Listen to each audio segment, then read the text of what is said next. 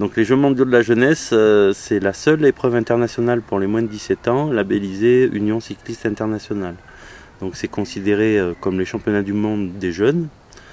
Il y a 5 catégories. On commence par les poussins, donc c'est des 9-10 ans. Ensuite on a des benjamins, 11-12 ans, des minimes, 13-14 ans. Et enfin les cadets, les 15-16 ans. Et ensuite on a une catégorie open chez les féminines, de 9 ans à 15 ans. Alors les épreuves vont se dérouler sur le site du Bike Park au sein du CREPS. C'est le seul équipement en France, non seulement dans un CREPS, mais au sein du pays. Il a été conçu, il a été inauguré l'an dernier, le 17 avril 2011. Il est conçu aussi bien pour accueillir de grandes compétitions de niveau mondial que des débutants, une pratique de loisirs. Alors VTT trial pour moi, donc c'est l'art de franchir des obstacles en vélo. Donc on est sans arrêt en train d'essayer de s'adapter sur divers obstacles. Donc il y a une pratique, je dirais, street qui existe, où des jeunes, un peu comme le skate ou le BMX, vont en ville et se servent de tous les obstacles possibles et inimaginables. Et puis il y a l'aspect compétition, régi par des clubs et des fédérations. Où là, le pilote doit s'adapter, il ne choisit pas, il s'adapte à un tracé qui lui est imposé. Allez. Envoie, allez.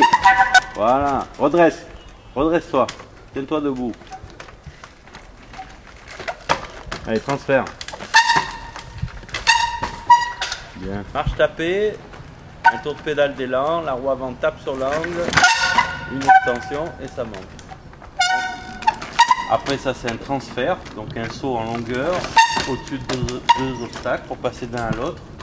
Un demi-tour sur la roue arrière, une descente, et puis on va remonter sur la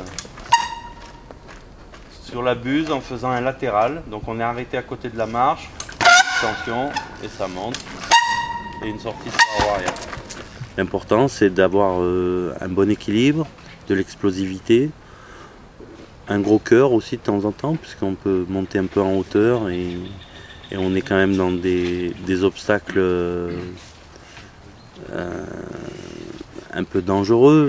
Nouveau type d'obstacle, donc des rochers de carrière.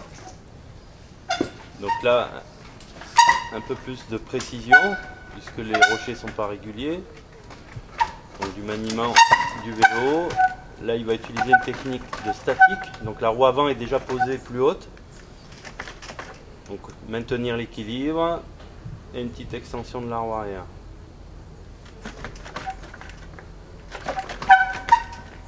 L'important c'est de maintenir. On pose l'avant. Allez, un petit cheminement sur les rochers. C'est plus des petites extensions.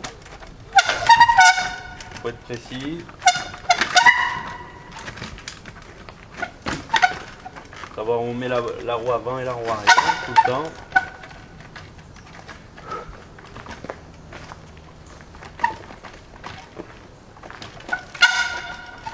Et on va finir par un petit transfert pour le dernier rocher. Pour bien visualiser l'obstacle sur lequel il va atterrir.